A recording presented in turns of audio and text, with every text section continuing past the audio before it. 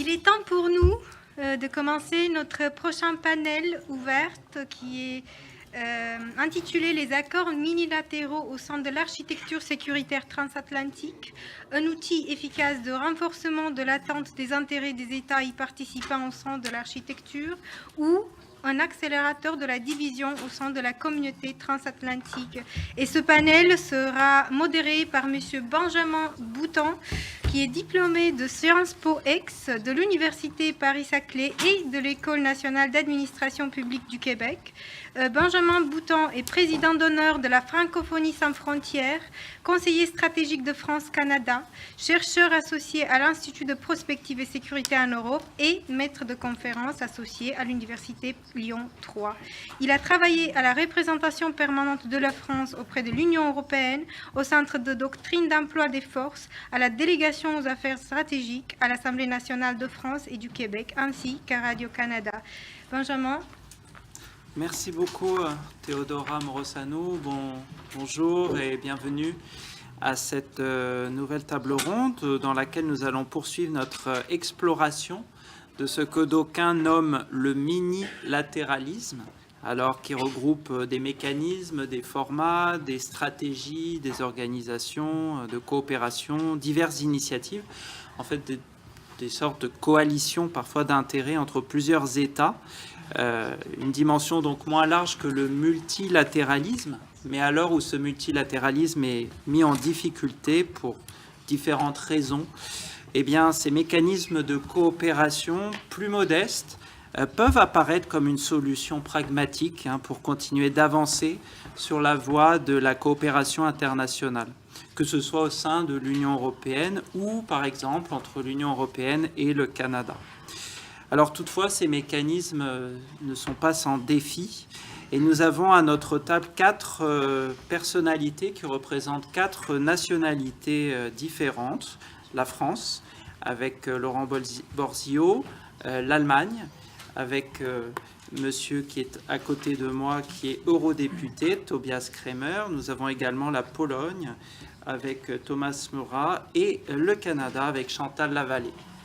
Donc 4 contributions scientifiques différentes, en quelque sorte une table ronde quadripartite, un peu comme nos accords multi ou mini-latéraux, pour décortiquer donc les apports et les limites de ce qu'on pourrait donc appeler aussi le plurilatéralisme, parce que mini, on ne va pas se cacher, c'est quand même un peu péjoratif, mini, alors moi je préfère pluri dans cette idée de pluralité. Alors, on va mettre la table, comme on dit au Canada, avec notre chercheure préférée canadienne, Chantal Lavallée, qui est professeure associée au Collège militaire royal de Saint-Jean-sur-Richelieu et qui est titulaire d'un doctorat à l'UQAM. Alors, Chantal, vous allez, comme on dit, détailler les différents accords, justement, les mécanismes qui existent et nous dire si, à votre avis, eh bien, ils renforcent la maison commune, entre guillemets, que nous voulons bâtir, nous, architectes de cette sécurité transatlantique. À vous, Chantal. D'accord. Merci, Benjamin. Merci aux organisateurs. Félicitations encore à toute l'équipe pour cette conférence extrêmement intéressante. Très ravie d'être avec vous et donc d'ouvrir ce panel avec mes commentaires qui font écho aux discussions qu'on a pu avoir déjà depuis hier. Donc, si on aborde la question, puis Benjamin, c'était bien de le mentionner, dans la question, on parle d'accords mini-latéraux, mais il faut voir que les coopérations, effectivement, sont pluriformes et ils prennent différents formats, souvent plutôt informels, ce qui peut amener le deuxième volet de la question, un certain sens au deuxième volet de la question, à savoir est-ce que ces formats privilégient seulement les intérêts des États qui décident d'en faire partie, ou plutôt un accélérateur des divisions pour l'ensemble de la communauté transatlantique. Peut-être d'un point de vue canadien, il peut y avoir une perception de ces groupes informels qui se déroulent en marge des organisations formelles, donc qui pourraient être perçus avec une certaine crainte. Moi, ce que j'aimerais dans le temps qui m'est imparti, c'est rapidement rappeler que, effectivement, juste au sein de l'Union européenne arrive à quand même poursuivre son intégration vers une unité, vers un ensemble évidemment qui se consolide, tout en ayant en son sein plusieurs groupes qui ont pris forme au cours des dernières décennies, dans la plupart dans une perspective très lointaine, mais pour la majorité dans le contexte post-Deuxième Guerre mondiale, et qui ont trouvé leur raison d'être aussi en soutien déjà à l'Union européenne, mais à la communauté transatlantique en général. On a tendance à les oublier, mais ils ont refait surface en force dans les derniers mois. Peut-être un élément à avoir en tête, ces groupes informels sont d'abord motivés par leur géographie, parce qu'au-delà du couple franco-allemand dont je vais parler dès le départ, mais on voit différents groupes formels, surtout qui se sont mis en place au cours des dernières décennies. On peut penser, dans le contexte post-Deuxième Guerre mondiale, les pays du Benelux qui se sont rapprochés, les pays nordiques, le groupe de Visegrad dans l'Europe centrale orientale, donc les pays baltes, j'y reviendrai sur leur point de convergence, mais ces groupes ont tout à fait pu évoluer en parallèle et permettent une dynamique politique déjà au niveau de leur position géographique et au-delà. Donc, peut-être à titre de rappel, à commencer donc par le groupe franco-allemand dans le Conseil franco-allemand de défense et de sécurité, qu'on peut avoir en tête parce que c'était, je pense, et c'est toujours un cas extrêmement intéressant, né d'un protocole additionnel du traité de l'Élysée pour renforcer justement la coopération en matière de défense, permettre un dialogue entre la France et l'Allemagne, entre leur ministère des Affaires étrangères, de la Défense, mais au plus haut niveau politique également, des rencontres qui, à partir de 88, ont lieu quand même régulièrement. Beaucoup ont critiqué les résultats parfois plus ou moins tangibles. Moi, ce qui a attiré mon attention, c'est, comme vous avez pu le voir en mai dernier, le 7 mai, en fait, la première rencontre entre le nouveau chancelier allemand Merz et Emmanuel Macron. On a voulu relancer le couple franco-allemand avec la proposition de mettre en place un conseil de défense et de sécurité en fait, j'ai bien vérifié, fait mes devoirs, donc peut-être que j'ai mal compris la situation, mais à ma compréhension, on n'a fait aucune référence à ce Conseil de défense et de sécurité qui existe déjà depuis 88, qui offre exactement le même cadre de travail et qui vise au même objectif que les deux chefs de gouvernement ont mis de l'avant, c'est-à-dire permettre un dialogue stratégique. Donc, on a déjà ces formats qui existent, qu'on a peut-être négligés, oubliés au fil du temps. Mais donc, de ce couple franco-allemand, on sait également que la brigade franco-allemande qui accompagne ce Conseil de sécurité et de défense, une brigade franco-allemande qui est en discussion donc pour être mis justement au service de l'Alliance dans le flanc Est et pour inclure aussi la Pologne peut-être dans un éventuel commandement. Il faut savoir, et c'est ce qui me permet de faire le pont avec un autre groupe informel dont on reparle maintenant de façon plus précise dans les derniers mois, c'est le triangle de Weimar, donc France, Allemagne et Pologne, qui a également intensifié ses relations dans le contexte de l'invasion russe de l'Ukraine. Et ce qui est intéressant, on parle souvent de ces groupes informels plutôt exclusifs, mais maintenant on parle de Weimar Plus, qui vise à inclure d'autres partenaires, dont j'ai la liste ici, mais on rajoute donc le Royaume-Uni, l'Espagne, l'Italie, et ce qui est intéressant ici, l'Union européenne, des représentants, surtout de la Commission européenne. Je peux mentionner les pays du Benelux, les pays nordiques qui ont une coopération aussi en matière de défense, les pays baltes, également le groupe européen des 5. Donc, depuis novembre 2024, on a une accélération, une intensification des relations qui montre l'importance du dialogue, justement dans le contexte de la guerre en Ukraine, qui est certainement un facteur aussi déterminant. En fait, tous ces groupes informels ont intensifié plus que jamais leur dialogue, leurs relations. On voit la multiplication des réunions, une volonté aussi d'élargir, d'inviter de façon aussi ponctuelle d'autres partenaires. Et de façon complémentaire, on voit aussi émerger les mini-sommets qui se sont multipliés aussi dans les derniers mois, entre autres ici à Paris, à l'invitation d'Emmanuel Macron. On a le 17 février l'invitation de la France, l'Allemagne, l'Italie, la Pologne, et la liste est quand même pas si longue, mais justement, elle n'était pas assez longue. Donc, Emmanuel Macron, comme vous le savez, a fait un deuxième mini-sommet 2 jours plus tard, où là, il a invité le Canada, la Norvège et d'autres partenaires qui avaient justement souligné le fait qu'ils n'avaient pas été invités dans la première rencontre. Donc, il faut voir ces mini-formats quand même de façon, je pense qu'il y a un intérêt pour le dialogue d'en faire partie, mais surtout, puis là, je pense que mon temps arrive bientôt à sa fin, ce que je voulais souligner, c'est que ces groupes, finalement, pour certains, ont visé à accompagner dans le cadre du triangle de Weimar, où le groupe de Visegrad avait aussi une fonction d'accompagner certains pays vers l'intégration à l'Union européenne, l'intégration à l'OTAN. Une fois que c'est fait, il faut savoir que toutes ces formations ont quand même comme principal objectif, si on regarde leurs priorités actuelles, c'est de renforcer la défense européenne, renforcer l'alliance, la communauté transatlantique, et visent toutes finalement le but commun. Est-ce qu'on doit se questionner si il n'y a pas un dédoublement des efforts, des énergies, parce qu'on est dans différents formats, ou si on voit à terme une certaine convergence.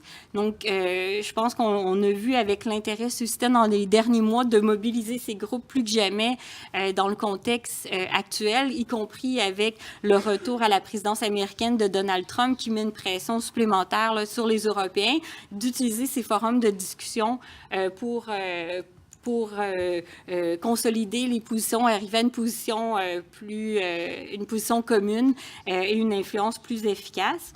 Et je pense que dans ce cadre-là, on pourrait très bien voir donc le Canada joindre certaines de ses formations, à commencer donc dans le cadre de notre discussion actuelle, le couple franco-allemand, voire le triangle de Weimar avec la Pologne, pour un dialogue aussi bonifié qui pourrait utiliser déjà l'expérience de ces cadres multinationales pour se rapprocher de l'Union européenne encore davantage, utiliser l'expérience acquise dans ces formats, mais qui demeurent informels. Donc, on en a aussi parlé dans les différents panels, que l'importance, surtout dans le contexte actuel, est d'arriver à des résultats concrets, préciser les priorités pour une action plus précise. Mais si on regarde la question qui nous était posée pour ce panel, je pense qu'on n'est pas du tout dans une dichotomie où on doit penser est-ce que ces formats ne servent que les intérêts individuels des pays qui en font partie et divisent ou affaiblissent l'idée de la communauté euro-atlantique. Je pense qu'on est bien au-delà de cette consolidation, de cette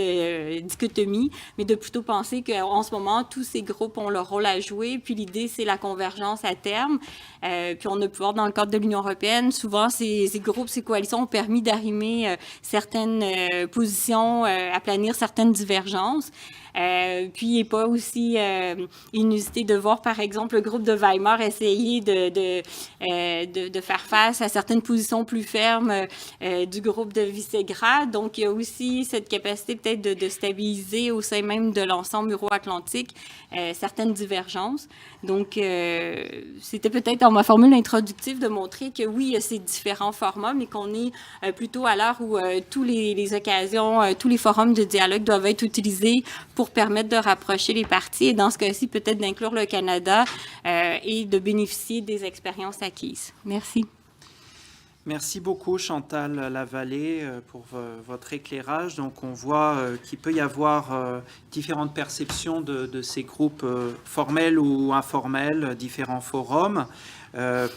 Une interrogation sur la dispersion possible des efforts ou au contraire une tentative de consolidation, de convergence.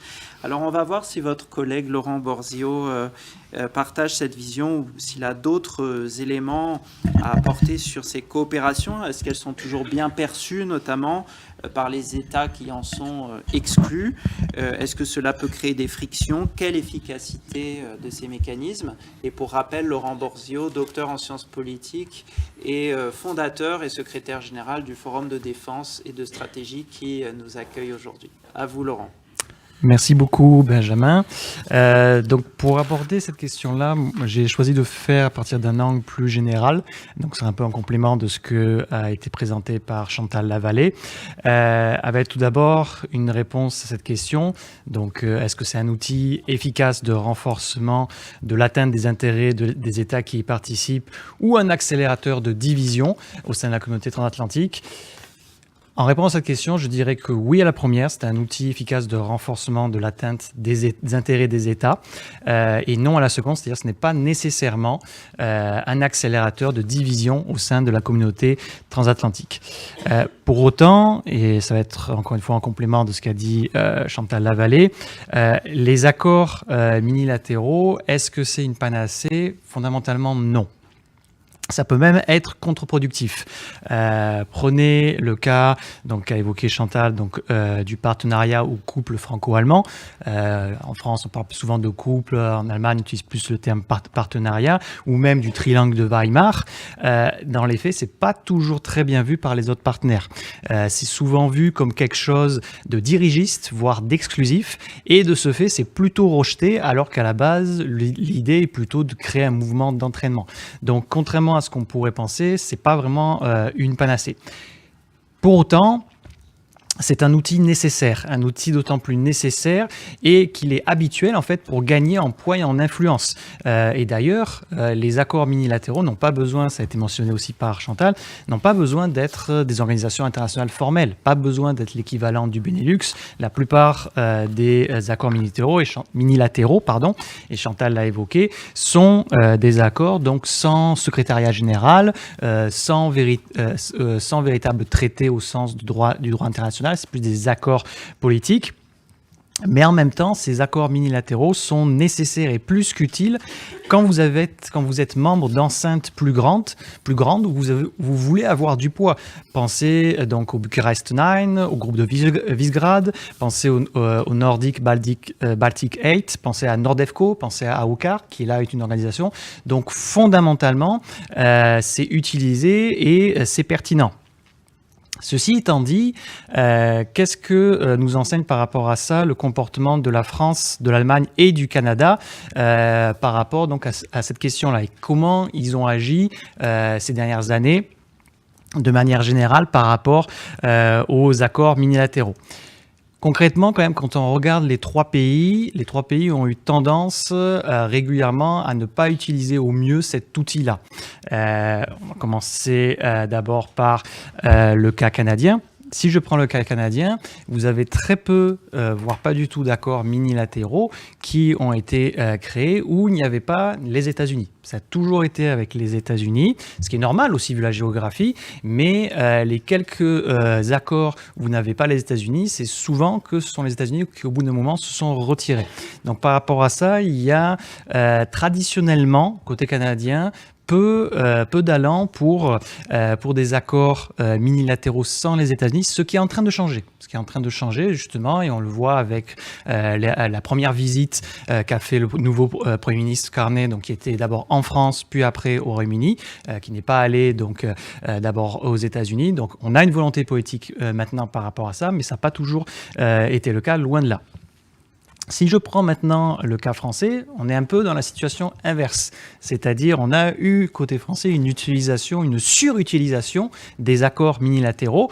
Le problème, c'est que c'était souvent à tendance exclusive. C'est-à-dire, en fait, on se met à 2, on se met à 3, et puis les autres, en fait, on ne vous veut pas. Ou on fait tout pour vous éloigner et vous mettre à distance, ce qui, forcément, donne une très mauvaise image. Et d'ailleurs, l'exemple qu'a évoqué Chantal est intéressant. Donc, c'est-à-dire la discussion qui avait eu lieu sur le fait de déployer donc, des troupes en Ukraine. C'est que, fondamentalement, si on prend la démarche à ce moment-là de l'Élysée, elle était plutôt bonne parce qu'elle n'était pas vue dans une démarche exclusif, mais plutôt une démarche, on va d'abord consulter ceux qui ont vraiment les capacités et après on va élargir.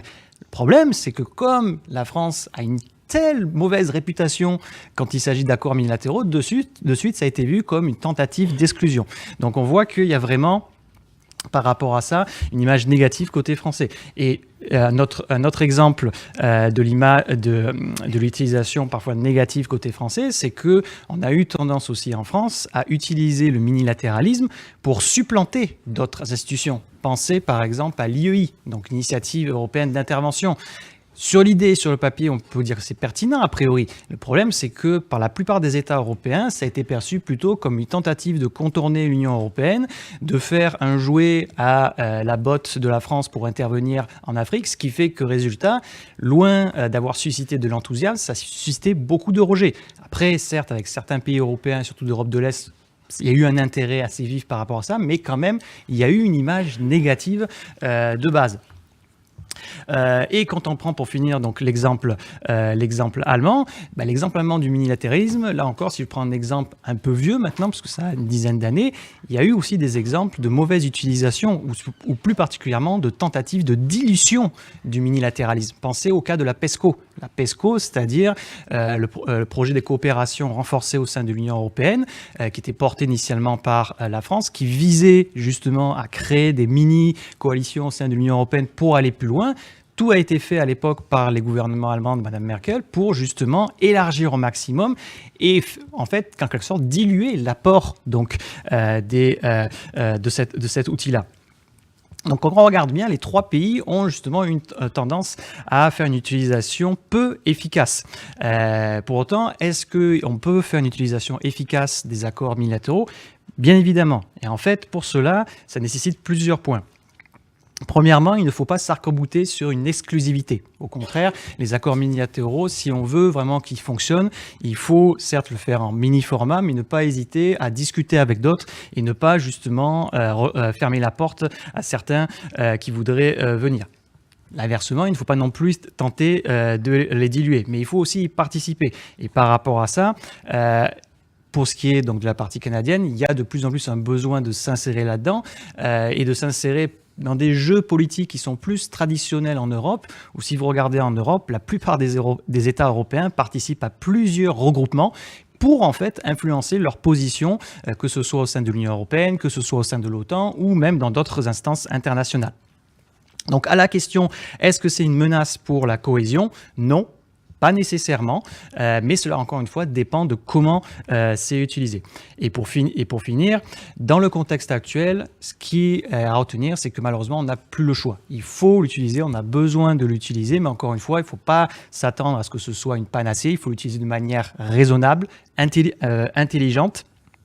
Certains pays ont plus l'habitude de le faire, mais encore une fois avec des défauts. On va penser le cas allemand avec la PESCO ou le cas français où on fait l'IEI, qui est en fait une mauvaise utilisation in fine. Et dans le cas du Canada, il y a besoin de plus développer ce positionnement-là, que ce soit donc avec par exemple la France et l'Allemagne, que ce soit aussi avec des coopérations avec Nordefco ou d'autres organisations qui sont plus en lien avec les intérêts de sécurité canadiens en Arctique. Je termine ici. Merci beaucoup, Laurent Borzillo. Donc, vous avez, à travers le partenariat franco-allemand et d'autres exemples, rappelé que ça n'était pas la panacée, mais que c'était nécessaire. Et ça dépendait notamment de l'attitude, de la volonté, de l'habileté aussi diplomatique qui accompagne ces accords. Notamment, vous avez donné des conditions pour que ces accords soient un succès. Donc, c'est très utile. Merci. Je vais à présent me tourner vers notre collègue polonais, Tobias Cremer, et je vais passer à l'anglais. Je vous rappelle qu'il y a des traducteurs qui sont disponibles. Donc, Tobias has a PhD thesis from the University of Warsaw. He studied also at the University of Nottingham. His research interests include international security, particularly NATO, defense industry and military technologies, as well as US foreign and security policy. He currently works as board member and director of the International Security and Defense Program at the Kazimierz Pulaski Foundation, as well as director of the defense track of the Warsaw Security Forum. So, Tobias, thank you for being here. Your country, Poland, has signed this year a treaty with the French Republic known as the Traité de Nancy Treaty, to strengthen the cooperation between the two countries. Can you tell us to what extent this treaty, but also the Weimar Triangle, which includes Germany, contribute to the transatlantic security architecture? And more generally speaking, what is your vision of these mini-lateral or plurilateral agreements? Ok, merci beaucoup, monsieur modérateur. Merci pour l'invitation. C'est un grand honneur pour moi d'être ici. Permettez-moi de parler anglais pour être plus précis. Indeed, we are witnessing currently the growing number of these bilateral treaties. And indeed, my country also concluded a Treaty of Nancy with France. We are working right now on the similar treaty with United Kingdom. Of course, the most famous one is Lancaster Treaty between France and United Kingdom. I know there are some discussion over the new version or that treaty. And of course, it's not coincidence. After February 2022, a lot of European countries realized that they need to seriously take care of their security. And of course, we increased the number of the military exercise. That we started to cooperate of the new weapon equipment programs and so on and so forth. So there is a lot of practical things on which European countries need to work on. So actually this treaty framework might support such kind of cooperation. So it's one side. On the other hand, of course, against the background of some also uncertainty over the attitude of new American administration, especially after all of us remember J.D. Vance's speech at Munich Security Conference. So many experts, commentators, realized that it might be kind of farewell speech between, Europeans and Americans. But, and in this context, I believe some European countries also see in these bilateral, multilateral, smaller frameworks kind of the additional, insurance that in very bad scenario, maybe, if I don't know, United States would reduce its commitment to NATO, we still would have, this bilateral framework. Unfortunately, we see that after a couple of months with Trump's administration, things are probably not so bad. So actually, we managed to found some consensus at The Hague over the defense spending. United States at some levels emphasize that they are still committed to Article 5, and they will remain in Europe. But nevertheless, there is still tendency like that. Actually, I talked to my colleague, senior diplomat from one of the newcomer to NATO, so one of the countries which joined NATO recently, and he said to me that actually they are not right now working on any bilateral treaties because they don't want to send signal that they don't believe in Article 5, but nevertheless they don't want to be only one country which is left out. So they don't want to be only European country which doesn't have any bilateral frameworks.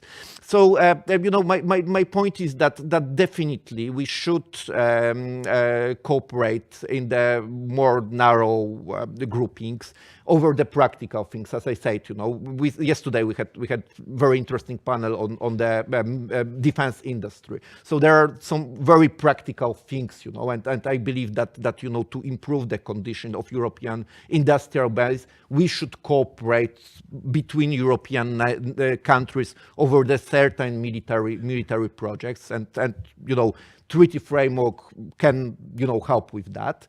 So although of course all the logistical things, we still have military mobility issue which isn't resolved regardless of all efforts we have in European Union. So I believe this cooperation even in the more narrow formats can be supportive.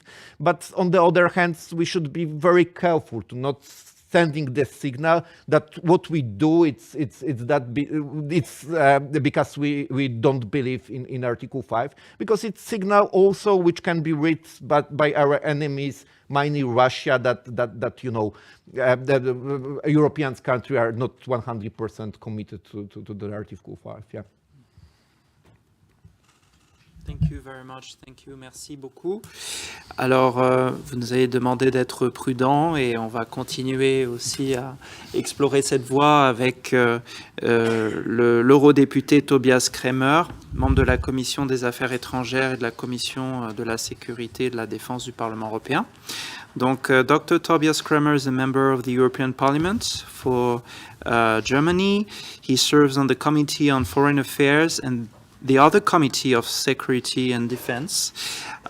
He is also a member of the Delegation for Relations with the United States and the Delegation for Relations with the NATO Parliamentary Assembly. And he previously served as a diplomat in Germany, where he was most recently responsible for managing bilateral relations between Germany and the Baltic states.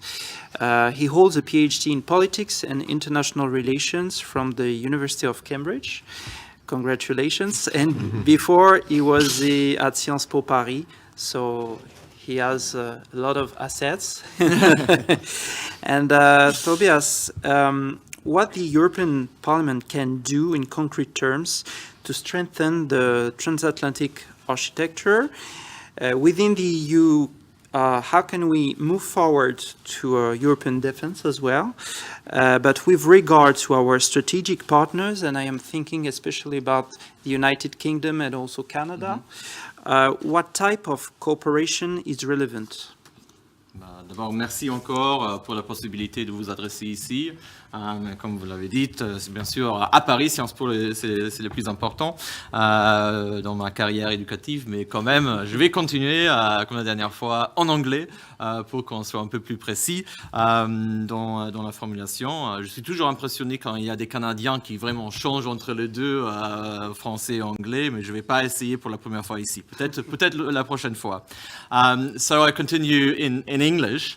And to address the question head on, I think we have to ask ourselves, why are we seeing this rise of mini-lateralism right now?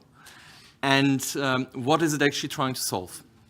And I think we have to be very clear that, and I think we touched upon that a little bit already, it's not our method of choice. It's always a sign that the first choice isn't working. I think most of us would agree that in an ideal world, we would have multilateral institutions and a rules-based international order, as has been created after the Second World War and has been strengthened after the end of the Cold War, and that in these institutions we actually work, because these institutions are based on democratic rules and are based on the recognition of each country, not on power alone, but on the rule of law. So I think we always have to be clear that our objective and our aim should be the strengthening of this order, because we as countries, in particular we as the European Union, it's not only in our interest, but when I talk about the European Union, it's a body of law. It's not a body of power, it's a body of law. And if law is put into question, the European Union is threatened in its existence. So I share some of the prudence and also skepticism about minilateralism, because it is somewhat undermining these democratic principles, and everybody who is not part of a minilateral agreement is immediately out of it and isn't heard and listened to the extent that in an ideal world we would have it, and that can lead to frustration. I will actually, it's not like normally I'm very, very critical of unanimity because we can't move forward, but one of the advantages is if you actually manage to achieve unanimity, it's very, very, very powerful because everybody has been listened to, everybody's part of it, and the normative power of a consensus is incredible. So this is the skepticism. But at the same time, we need to be realistic. And we need to be realistic about the situation we are in.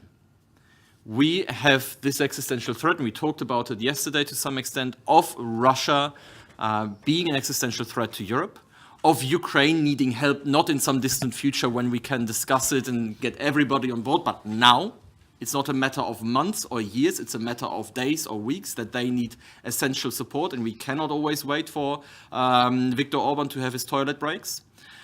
So we need to move forward on these things. And I will actually say the threat is even bigger, like the challenge is even bigger than that, because we have to recognize that beyond the question of Ukraine, what we are facing at the moment in this world order is a rivalry of systems between, on the one hand, liberal democracies, and on the other hand, autocracies, but also between those who think of the rules-based international order versus those who really want great power politics. So the rule of law versus the rule or the law of the jungle. And in some ways, that is a external geopolitical threat that we are seeing in Ukraine and Europe at the moment, when Russia is rearming with the clear ambition to test NATO and to undermine the EU and to undermine our democracies from a very external perspective. But in this competition of systems, this is also a domestic challenge, because we have to prove to our populations that we are still capable of acting, that we cannot be stopped and that we cannot be immobilized by having one or two veto players. And that's a real challenge, because our institutions are set up so that there can be veto players, but at the same time, when I go home into my constituency and I tell them, well, we would like to do X, Y, and Z, but unfortunately there's this country doesn't want to follow like on the UN level, we have the Security Council, you always have Russia that is vetoing, and on the European level, you always have Hungary that is vetoing. They will just have the impression of, actually, these institutions don't work. And actually, does liberal democracy even work? If there's always this, everybody would like, or the large majority would like to do something, and we allow single players to stop the whole team. And that's the challenge we have to face. We have to prove that liberal democracies and also rules-based international order remains capable of acting even in a changing reality where we move from unipolarity to multipolarity, and where we see competitive systems that are saying, we do it differently, we just go with the power of those who are big and strong. And where does this leave us? I think in some ways we should start thinking not in binary terms of saying, okay, we are giving up on liberal institutionalism, or we are, on the other hand, should at all cost avoid mini-lateralism, but to really start thinking of something that you might be able to call something like principled pragmatism, of always remaining clear of what our principles are and what our aims are, that is a rules-based international order, but also to be pragmatic about the means how we can get there. What does this mean? This means that we can use mini-lateralism or coalitions of the willing, but they should always serve very clearly the purpose of multilateralism. They should always be a segue to achieve and to extend these coalitions. So they are not an alternative to liberal institutions, but should be their engines and supporters. To just give you an example, we just had on the European level, we had between the UK and Germany the Trinity House Agreement. We had between the UK and France the Lancaster House Agreement. And I'm very glad that these two treaties were used as blueprints for the EU-UK treaty. And that is exactly how it should work. They should pave the way of expanding the coalition and make these things possible. And I would want to see this as concentric circles, of always being open per se, not exclusive, but always saying this should be open. I'm fully with you when we talk about the Franco-German engine. In its definition, should always be an open house and open invitation. The same when we talk about the Weimar Triangle, that too, we should always be open and expanding, and it should really not be, we are a club doing something together, but more, if you think about different speeds of saying, we are focusing on this now, and join us, and you're always welcome to join us even at a later stage, because this allows political leadership. But political leadership different from the hierarchical problems that you can sometimes have. So this is why when we talk about American leadership, there's very often has been the idea of, or the criticism, the Americans do everything and everybody has to follow, and it's just always America. Or in Europe, it was always the Franco-German partnership, or the couple franco-allemand, and it was regardless of which matter. And the problem is, if it's always the same, then you have this building of division and fractions. But if we can manage to actually have a lot of loose coalitions who push there and push there, you can actually have leadership, but alternating leadership, where we actually move away from a hierarchical structure to a much more democratic structure that is open and inclusive in this way, and always within the frame of multilateral institutions and supporting and pushing for these multilateral institutions, and where you can actually see them as pioneers in a way that are creating a path for others to follow if they wish so. And I think it's a bit like not the Europe of different areas, but in some ways the Europe of different speeds. And I think it's really important, especially when we talk about defense, because it's so essential that we need to act quickly. And I'm very happy that we actually have found this pragmatism in the defense agreements, where we now have a real push for that in the last couple of weeks and months, with Canada a couple of weeks ago, the UK a couple of weeks ago, but also Norway, Iceland, Australia is now looking into that, Japan, New Zealand, all of these countries are looking for that, and that is actually exactly what we want. We are trying to make this more open, and perhaps eventually we can reintroduce that into parts of more broader coalitions and agreements. And in some ways it can also give us the opportunity to use areas like defense to create a segue into other areas as well. There was the example of the UK. I don't think if we had just talked about trade or immigration, the UK would ever have been open to create that level of cooperation that we are now in the process of establishing. But because defense is such an overriding issue, it was possible to find that agreement. And similarly, when we talk about Canada, I do still hope that the defense agreement can also be a segue to actually ratify CEPA, the trade agreement between Europe and Canada. And really, but always see this as a segue, as a means to a principled idea. So just ending with that, I think we really need to deliver for our people and show that we are capable of acting as democracies, but also as those interested in a rules-based international order. And it's not going to be easy, because the other side is not, they know exactly what they're doing. They're going into our democracies and trying to tell our populations that actually we don't deliver. That actually the whole problem is the rule of law, and that laws always stop democracy from working, and that is always a barrier, etc. And it will be our challenge to show on the ground that we can move. And in some ways, I would really like to move it somewhere where maybe I've spent too much time in the US, but one of the things that I really liked in the US is just the idea of just do it. Move on, remain open, but don't have this European attitude of like, ooh, but it might be possible that this side or this, or there might be complications in this. But really go in with a little bit more of self-confidence. I remain convinced that this international order we've had is the best international order that has ever existed on this planet. And I remain convinced that this European Union is the best place to live on Earth, because we have this unique connection of wealth, of freedom, but also social solidarity in democracy. And I think we can go with that with a little bit of self-confidence that that actually has worked. And if we want to make it work, we can make it work. And we just have to be pragmatic about that, but remain clear to our principles. Thank you.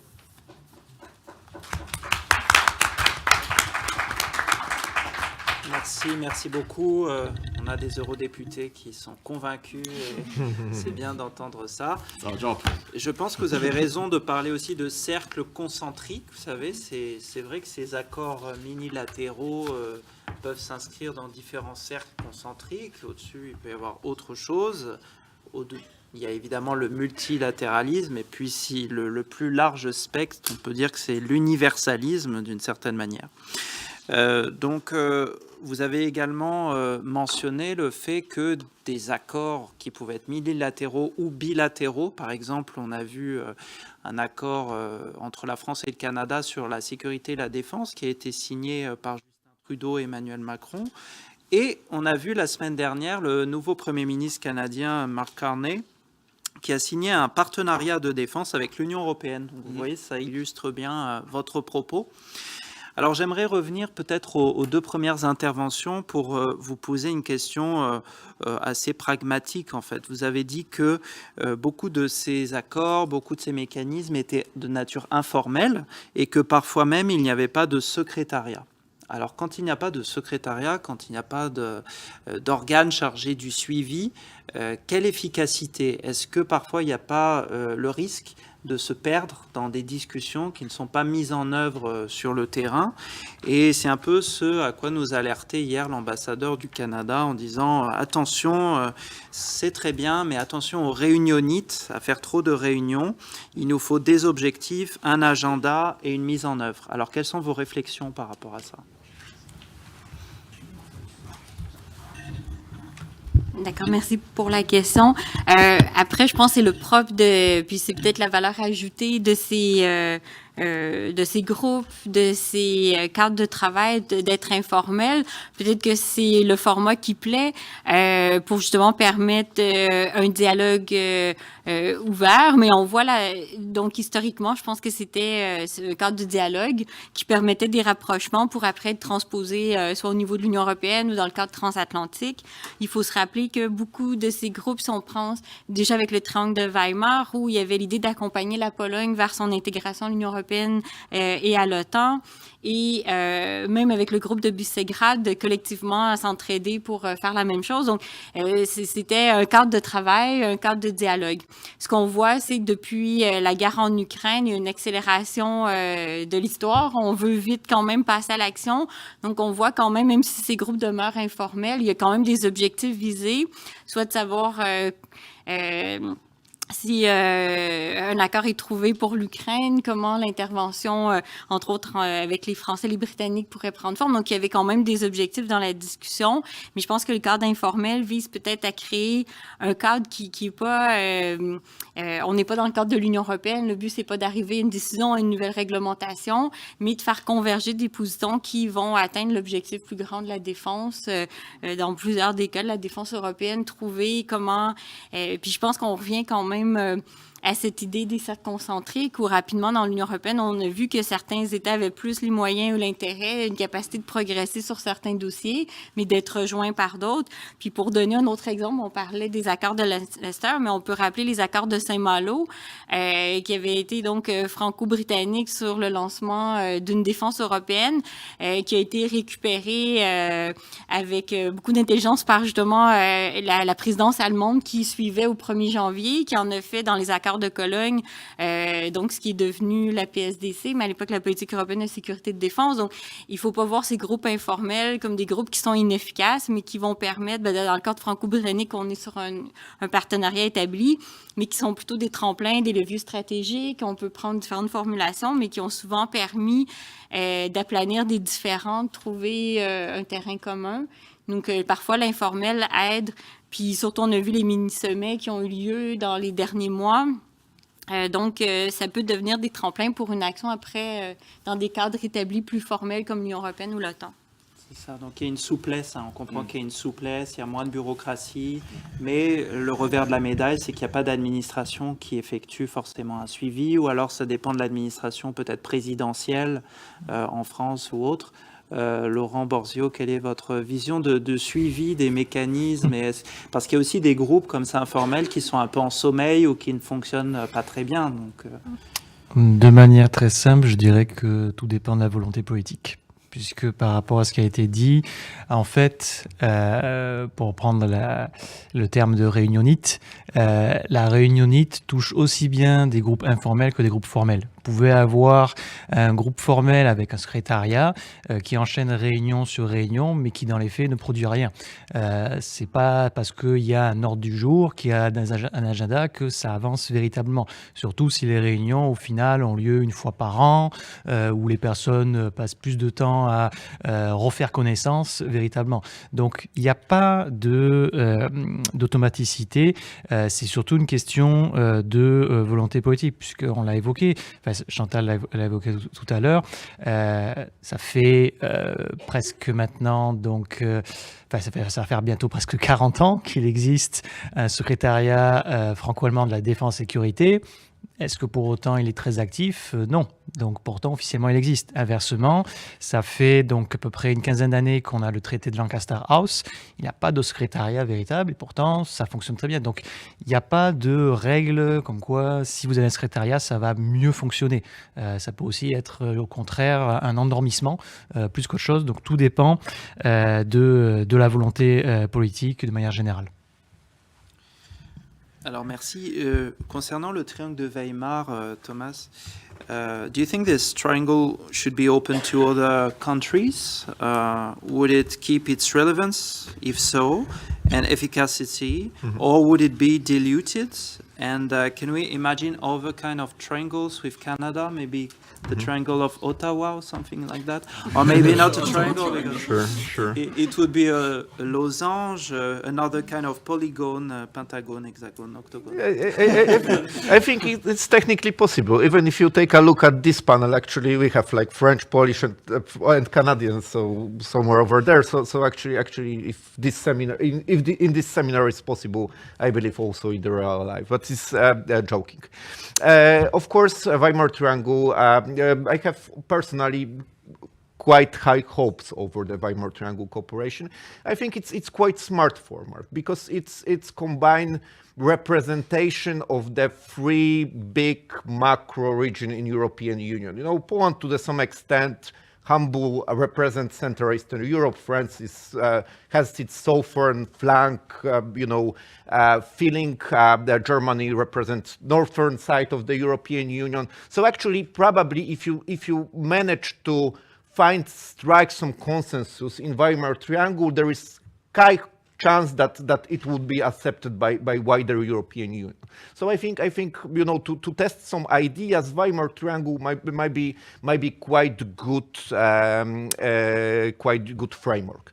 Actually, what's problematic for Weimar Triangle, I believe, because as you know, the Weimar Triangle was not existing by last probably decade plus.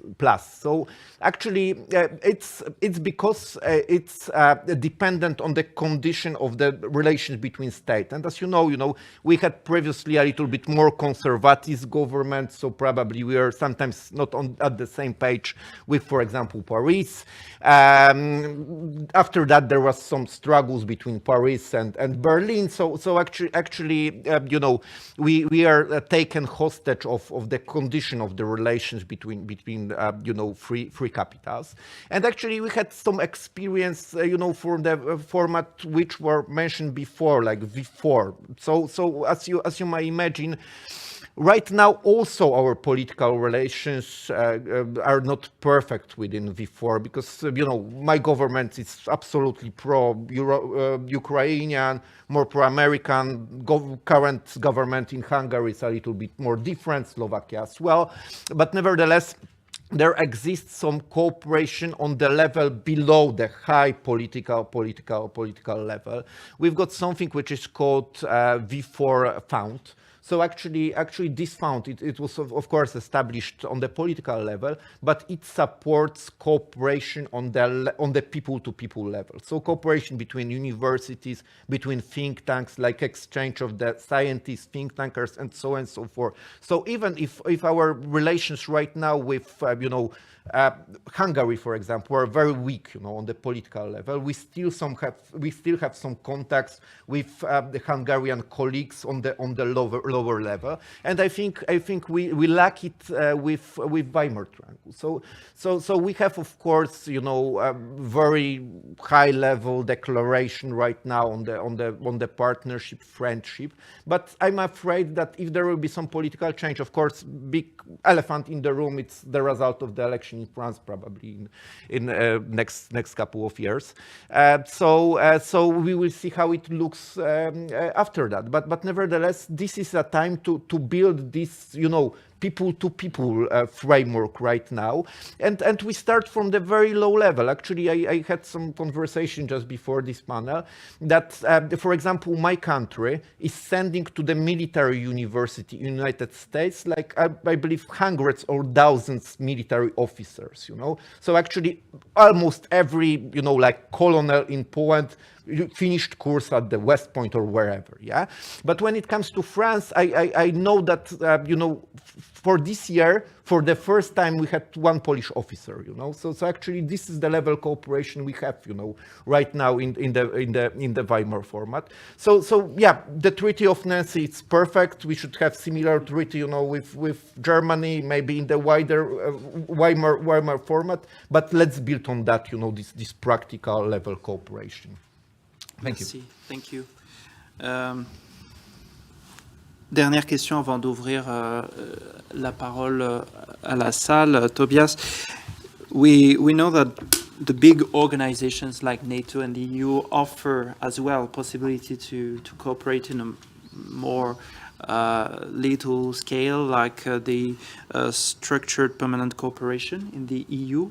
Should we take this opportunity to move forward to, for instance, a kind of European military service or other things that could help the European defense and transatlantic architecture? I mean, on the one hand, I'd always say, yes, let's keep it in the institutions. But I also think, especially as we talk about NATO and the EU, I think we have to also be careful. We don't want to, especially now where resources are very short, I don't think we need to have parallel structures on everything. I think we need to understand what are the strengths of different institutions and how can we use them in a complementary way. And when we look at the defense sector, which is where your question is going, I often get asked, shouldn't we have a European army? And people get excited and, ooh, yeah, this is a great idea. We've been talking about this for years and years. And then I'm always very disappointing to these people because I say, we have a European army. It's called NATO. And it actually works pretty well. We just have to make sure that it's becoming more European, and that the European pillar is becoming stronger, and that we can actually do what is needed to strengthen this. But the structures of NATO are working incredibly well. But we also have to remember what NATO is. NATO is a military alliance built to be operational and have clear structures of how we defend ourselves. NATO is not something like the EU. It's not a civilian. It's something operational that can execute, and it is has a very narrow purpose, that is the defense of Europe and the United States. But where we can then come in is that there are some areas what we are understanding is our defense and our security is not just about tanks and drones and operational standards and battle plans, but we are seeing more and more that this is a whole of society approach. We understand that we are seeing on the one hand the military threat, but in some ways the hybrid warfare Russia is conducting is even now perhaps a whole other dimension. I mentioned yesterday that Germany alone in the last year had damages due to hybrid warfare of sabotage, of cyber attacks, of in the end even assassinations on German ground, and we had damages to our economy of 270 billion euros. That is 3 times the money we have spent on defense in that context. And at the same time, we are now seeing then that what Russia is doing is trying to go into our societies and really create a disinformation campaign of creating a bread versus cannons versus butter debate, of saying you can only have external security or social security. And actually don't support Ukraine because that is then money or that is then support that goes away in your societies. And I think this is really where we have to understand that security can only be holistic. It is not one or the other. It's not social security, social cohesion, or external security. It can only be one and the other. And NATO can only provide us with the external security. And this is where the EU comes in.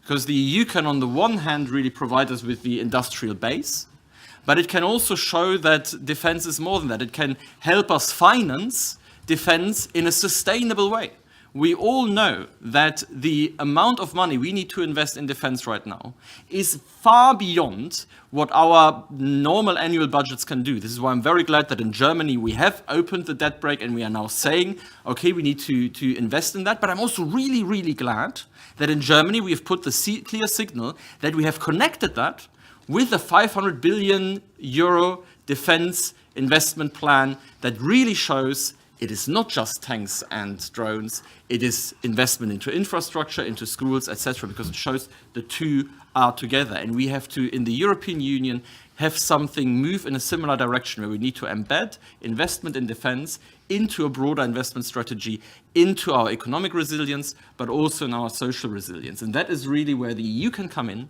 and do something that NATO cannot. So I would really see this as complementary in their different aspects. I want them to work better together, but there's real potential that we have to use in this geopolitical situation. Merci beaucoup. On va pouvoir ouvrir les questions à la salle. Donc, je vais prendre 3 questions, s'il vous plaît. Vous pouvez les formuler en français ou en anglais. Il y a madame qui a la volonté d'en poser une, s'il vous plaît. Yeah, is there a microphone somewhere? No. Okay, I start without a microphone. Okay, thank you. I'd first like to start with a comment and then there is a question. But I would want to comment on your... Does that work? Yes. Okay, so I restart now. First, my comment to you, Deputy Cremer. I do agree with you that it cannot only be about reinforcing our military capacities and capabilities and then not offering to the public that we at the same time also not forget the social needs of the majority. Yes, I agree. But on the other hand, I think it's more than just putting money into our social system, which is desperately needed, I agree. But I do think we have to make sure that we as convinced Democrats in all these democratic countries, that we make sure that we pronounce, that we utter with more confidence to our populations that we have still, at least I think, the better story to tell. Because we can see in many countries that sometimes people are even willing to vote against their interest, against their financial interest, because they are convinced by the self-confidence of a populist movement. So we Democrats, we should be more populist, I do think, in our approach, or more pragmatic, to quote you. So now my question comes. What is done on the level of the EU, so from our European countries, but also the question would go to our Canadian friend. What is done when it comes to cooperation or more exchange programs between schools and universities? Because I do think, again, it cannot be picking up what Tobias Cremer said only about the military. It is also important to make sure that the ties between our populations become even stronger than ever before. Thank you. Merci beaucoup. On prend une deuxième question ici. Merci beaucoup. Premièrement, une remarque, on peut avoir beaucoup de formats, c'était assez amusant. Chantal hésitait de savoir quelle était la différence sémantique entre le Conseil franco-allemand de défense et de sécurité et le Conseil de sécurité et de défense franco-allemand. C'est une très très bonne question et je vous propose de la poser chaque fois que vous rencontrez un diplomate français ou allemand. Derrière ma remarque, il faut utiliser les instruments que l'on crée. Et donc, c'est use it. Et en réalité, chaque fois qu'il y a un problème à traiter, les outils qui ont été créés devraient être mis en marche. Et très souvent, le mini-latéralisme ne prend pas à bras-le-corps les sujets qu'il faudrait discuter. Alors, ma remarque et ma question, c'est par rapport à un tout petit mini-latéralisme à 48 membres, qui est la communauté politique européenne. Et qu'est-ce que vous pensez à cet égard de l'utilité de la communauté politique européenne par rapport à nos grands enjeux? Merci. On va en prendre une troisième. Monsieur en haut. Thank you very much, Romain Lequignon from Eurocreative. I think mini-latéralism, bilateralism is quite interesting for France because we kind of failed to create this. And I think that the problem we have is that generally we are doing diplomacy at highest level. And we can see that we lack two things to engage in those formats, which is basically about, pragmatism and being able to be more flexible. And it's the first panel, the first level is about politics, and the second level is about civil society. The big success we have is France and Germany, because we've been able to build an environment of politicians, of civil societies, of think tanks, of youth organizations that are functioning and not dependent just on the politics. But if you look at other kind of treaties, such as France and Italy, beautiful treaty, beautiful words when we sign it, doesn't work because the politicians are not aligned. So how basically we can progress there when there is no political will to do so, or not political ability to do so, and when there is no money. And we can see with, I can take the example of Germany. I'm sure that you can see the difference between German MEPs in Brussels and French MEPs in Brussels. You can see also that when we want to do some events in Central Eastern Europe, just to take an example, generally my think tank is funded by German Stiftung, not by French institutions, not by French officials, so basically how to do that. Thank you. Merci beaucoup. Donc la première et la dernière question se rejoignent un peu sur la question de la société civile. J'aimerais avoir vos réactions par rapport à ça, c'est-à-dire ne pas rester au niveau des dirigeants, mais impliquer vraiment les sociétés civiles des pays concernés par ces différents formats. Peut-être Chantal ? Oui. Mais déjà, merci pour la question. Ça, c'est avec grand plaisir au niveau des universités. Ça, je peux en parler. Moi, comme Canadienne, j'avais pu bénéficier de la bourse Marie Curie. À l'époque, c'était la seule bourse auquel je pouvais accéder comme Canadienne dans tout le financement européen. Mais depuis l'année dernière, le Canada et l'Union européenne ont un accord pour Horizon Europe pour permettre au Canada, aux chercheurs canadiens, chercheuses canadiennes de pouvoir accéder aux différents programmes de recherche qui sont compris dans ce fascinant et large programme de recherche. Donc ça, c'est un bon exemple. Après, il y a beaucoup d'initiatives plus individuelles. Je pourrais souligner la belle initiative de Laurent Borzillo avec le programme Personnalité d'avenir qui permet de justement créer un cadre de coopération, de dialogue, d'échange et aussi, évidemment, Benjamin Boutin, c'est l'initiative commune. Donc, il y a beaucoup d'initiatives individuelles qui se mettent en place, mais il y en a plusieurs. Grande européaniste que je suis depuis longtemps, j'ai regardé toutes les coopérations. J'avais aussi participé à la simulation du Parlement européen. Et donc, c'est autant d'initiatives qui ont été mises en place par la société civile pour permettre de part et d'autre de l'Atlantique aux étudiants, chercheurs de travailler ensemble et de se parler à leur niveau. Donc oui, ça existe. Au niveau de la communauté politique européenne, j'avais hésité à en parler quand on m'a demandé de parler des mini-sommets, mais ça, c'est un cas extrêmement intéressant, pan-européen, et qui permet, je pense, et encore là, on est dans un cadre qui est très informel, mais qui fonctionne quand même dans une certaine mesure parce qu'il est informel. Puis on a vu, je pense qu'on est rendu à la 4e édition, ou au moins la 3e, ou même plus déjà. Déjà, c'est 2 par année maintenant, oui.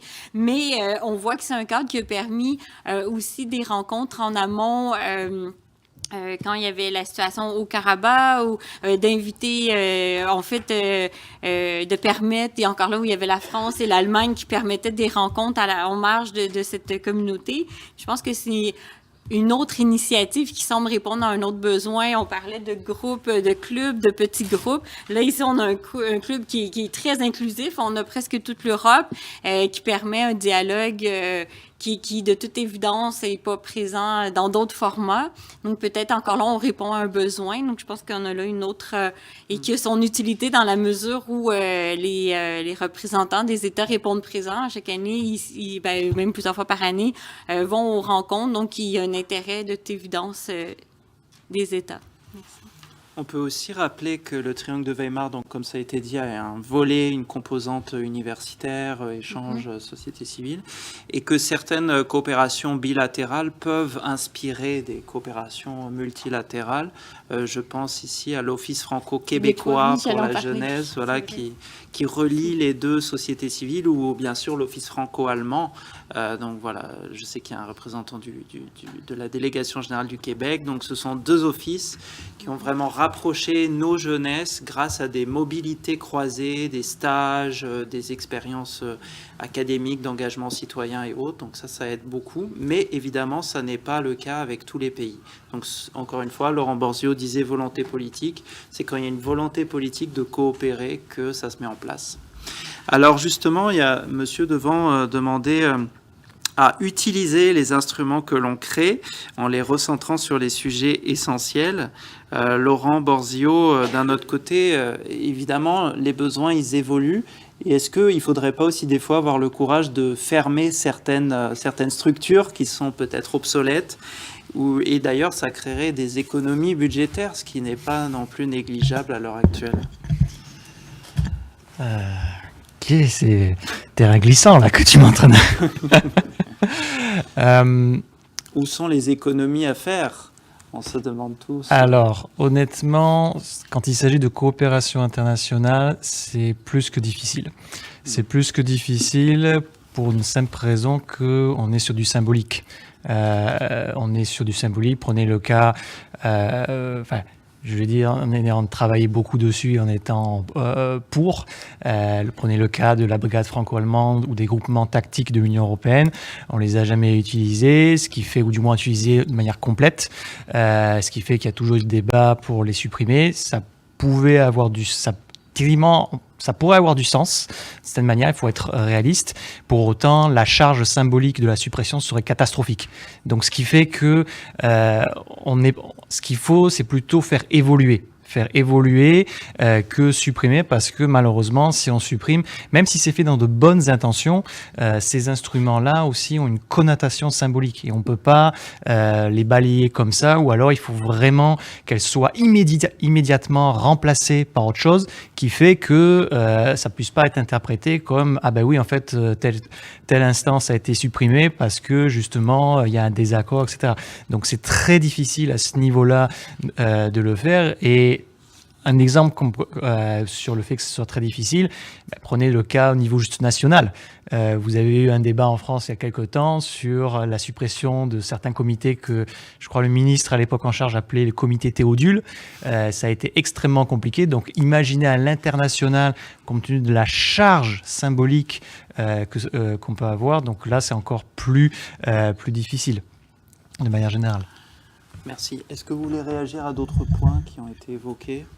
Toujours pris. Maybe just react to what Alexandra Schwarzkopf asked, because it was directed directly at me.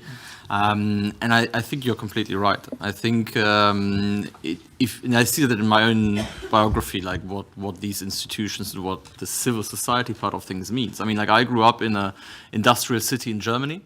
And I'm the very first one in my family who had the possibility to have a scholarship and go and study abroad. And because my school happened to offer an Abi-Bag, even a completely normal school, not some private posh school, but a very basic German Ruhrgebiet, like industrial area, normal school. But they just offered, they tried to become a Europe school and offered an Abi-Bag, which means that I was the first in my family who was able to get a scholarship. And to turn Europe from something you learn at school into, in some ways, the base of my life. Like I went to study in France. You mentioned it. I was then was able to then go from there with a scholarship to the UK. Went to the US. Went back to the UK. For me, the whole thing went so far that I actually ended up marrying a Brit. I proposed, of course, before Brexit, and she's now in Europe, so that worked well. But it just shows that, like, faith in Europe is not something abstract, but you have to actually experience it. But I also think it's important that a lot of people now take that almost for granted, and that's also good. But we also should really be sure that this shouldn't just be a means of self-optimization, but that we should always remember that we shouldn't take this for granted. And I think, I mean, for me personally, I remember I was still a lecturer at Oxford when the 24th of February 2022 happened. And we had students from Ukraine who also were the first in their family that they had the chance to study in the UK.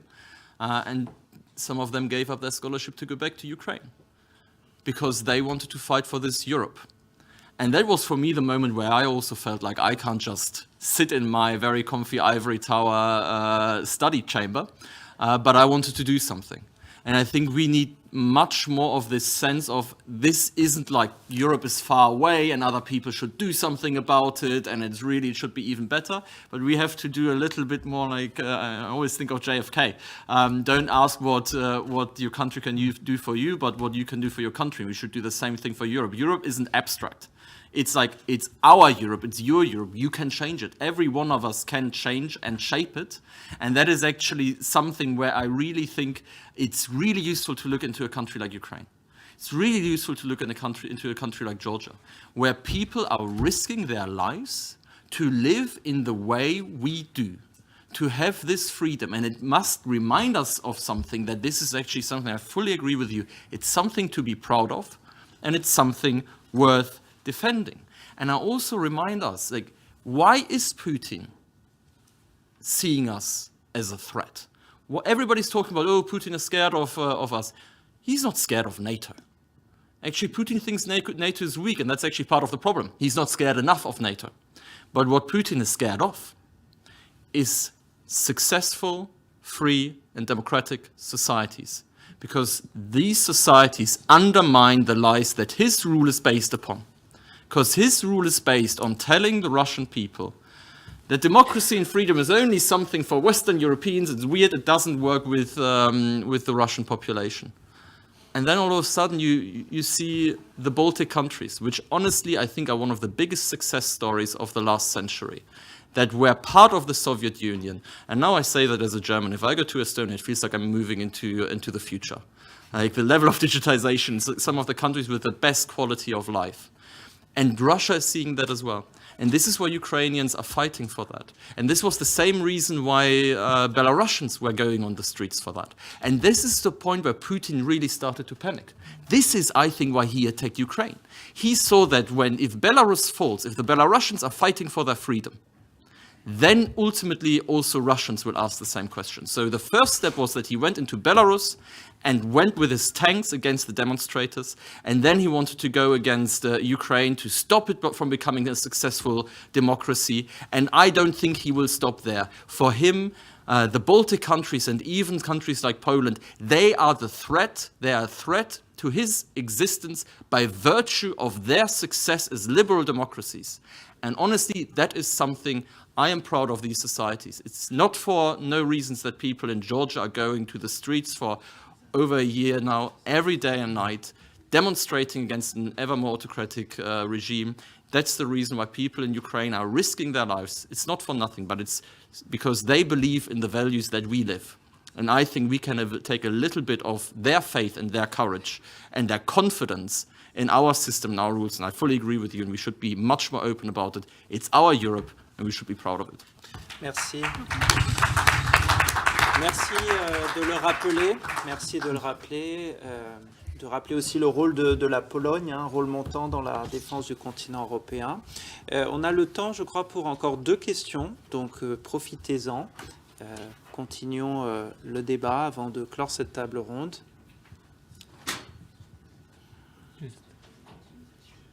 Oui, au milieu, ici.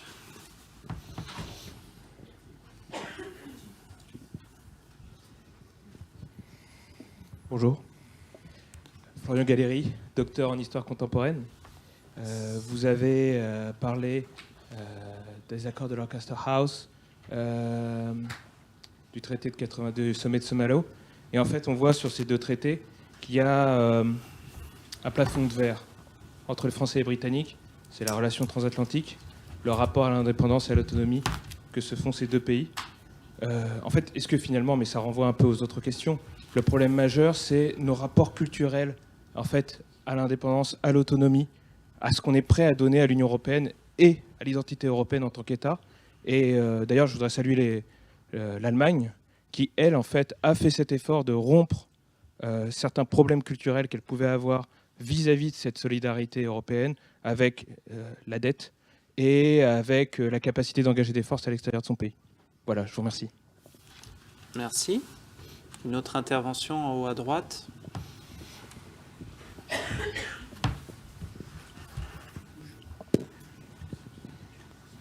Hi, thank you so much. I'm just curious, since we're at the École militaire, what you all think France's role will and should be in European defense in the future and transatlantic relations? Thanks. Merci. Est-ce que l'un d'entre vous souhaite répondre à l'une de ces deux questions? La dernière, c'était sur le rôle de la France, c'est ça.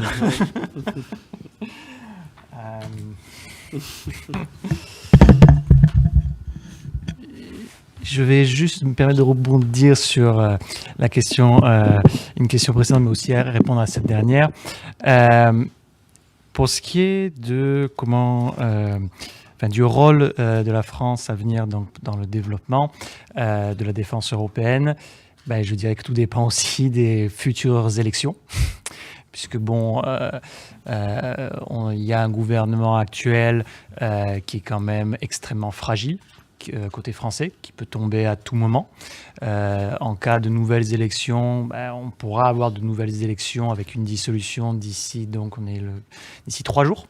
D'ici 3 jours, techniquement, le président Macron pourra à nouveau dissoudre l'Assemblée. Alors, il ne va pas le faire de lui-même, bien évidemment, du moins comme il a fait la dernière fois, mais si le gouvernement Bayrou puis un suivant tombe, on aura potentiellement de nouvelles élections législatives, arrivées donc d'une coalition autre pouvoir, peut-être. Le rôle de la France par rapport à ça dépendra bien évidemment de qui sera élu.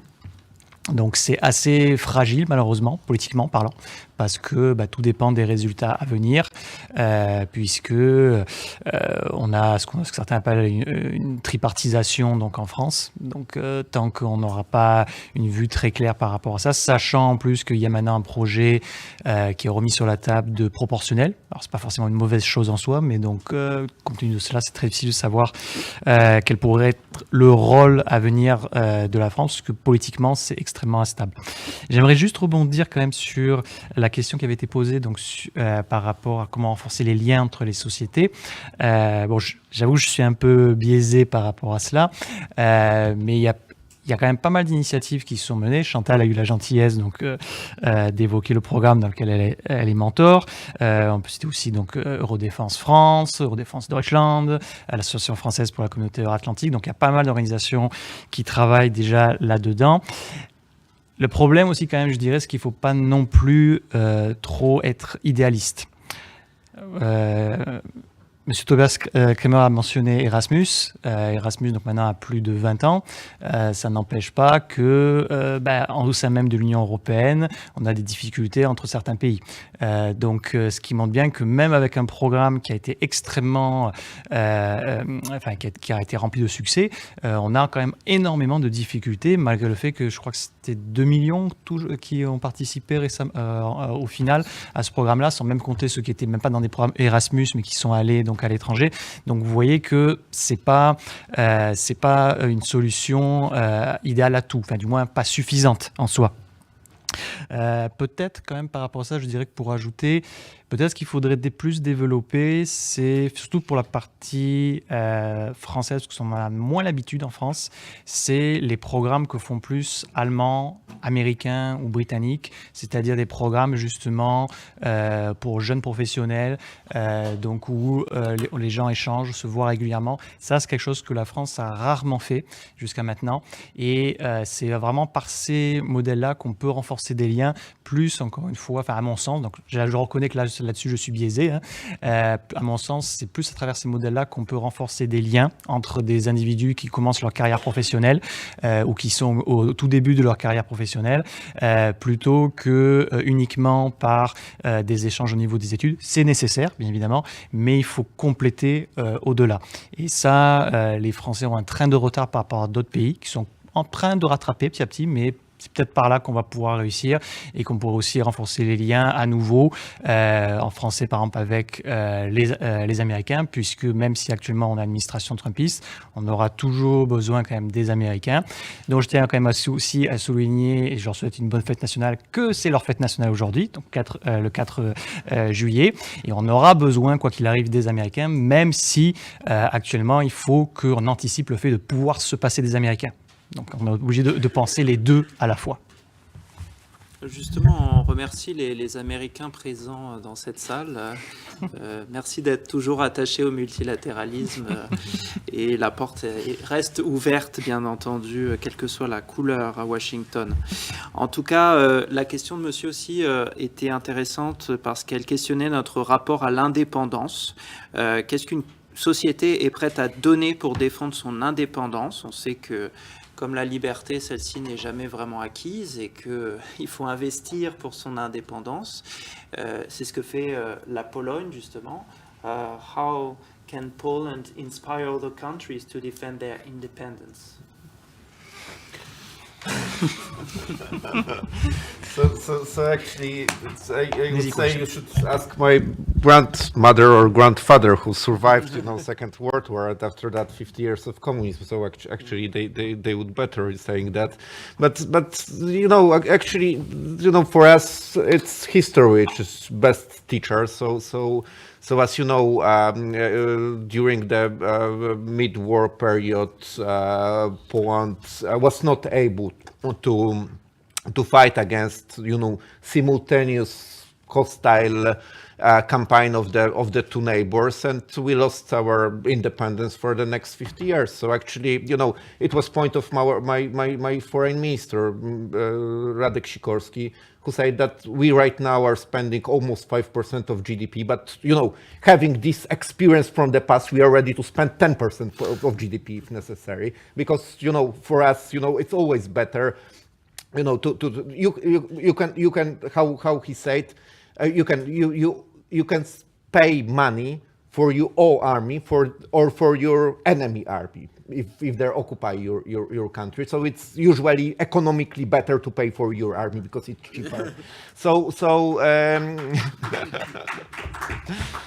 Yeah, I believe we will be continuing regardless of our partners. So of course we are happy with the result of the NATO summit, that we agreed on this 3.5% for GDP for defense plus 1.5 for security. As I said, my government does it already. So we spent almost 5%, and we are encourage our partners to also follow suit and increase defense spending. Of course, I'm a little bit skeptic with this result because we agreed on the 10-year periods of implementation. So I'm afraid that maybe some countries treat this rather like, kind of the waiting time to overweight Trump administration, and maybe there will be any low level of the tension between the Western camp and Russia in the future, and they could stay at this particular level. So actually, I would prefer, of course, to have a shorter time framework to implement the result of the hack. But nevertheless, it's going into the good direction. So yeah, I'm happy with that. Merci. Eh bien, cette table ronde touche à sa fin. Merci beaucoup de l'avoir suivi. Merci pour vos questions. On peut également applaudir nos panélistes qui ont éclairé par leurs propos cet après-midi. Et on a compris donc que ces mécanismes étaient imparfaits, mais qu'ils étaient souvent nécessaires, et que peut-être avec davantage de volonté politique, de bonne organisation et aussi de financement, parce qu'il en faut, eh bien, ils pourront contribuer à un multilatéralisme rénové, fondé, disons, sur les intérêts concrets de nos populations.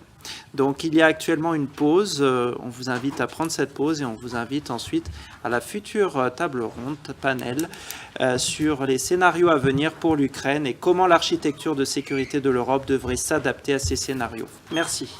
Merci.